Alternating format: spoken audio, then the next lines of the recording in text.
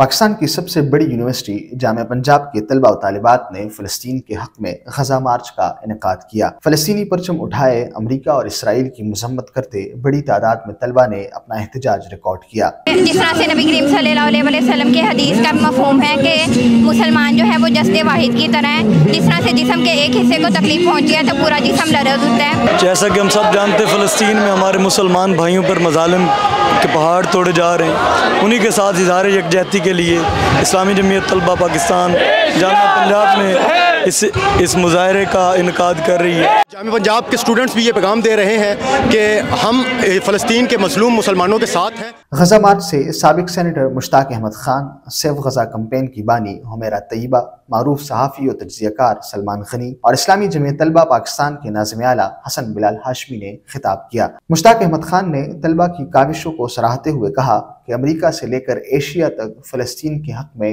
طلبہ تحریک قابل فخر ہے۔ طلبہ نے اپنے باشعور ہونے کا زبردست ثبوت دیا ہے۔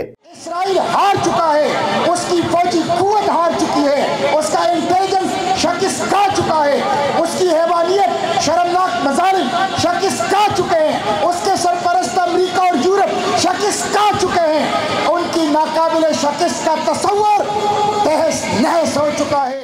حمیرہ طیبہ نے فلسطینی ماؤں اور بچوں کی حالت زار بیان کرتے ہوئے کہا کہ غزہ کی ماں اس درد کے ساتھ بھی کمزور نہیں ہے، اس درد نے ان کو طاقت اور قوت بخشی ہے۔ یہ وہ مائیں ہیں جن سے ہم نے یہ سبق سیکھا کہ ہم نے اس درد کو ایک طاقت میں تبدیل کرنا ہے اور اس کو ہم نے پوری آگے لے کے جانا ہے۔ سلمان غنی نے کہا کہ پاکستان کے طلبہ کی تاریخ جمہوری مزاحمتی جدوجہد سے بھری پڑی ہے۔ ہر دور میں طلبہ نے حق کی خاطر اپنی آواز کو بلند کیا ہے۔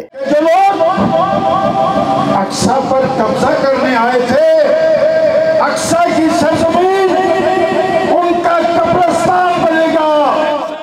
اسلامی جمعیت طلبہ پاکستان کے ناظم اعلیٰ حسن بلال ہاشمی نے کہا کہ یہ سلسلہ جامعہ پنجاب تک محدود نہیں رہے گا، پاکستان کی ہر یونیورسٹی اب اہلیان غزہ کی ترجمانی کرے گی۔ مارچ کے اختتام پر پنجاب یونیورسٹی کے طلبہ نے غزہ کے لیے امداد کی مد میں 10 لاکھ روپے کا چیک بھی الخدمت فاؤنڈیشن کے حوالے کیا۔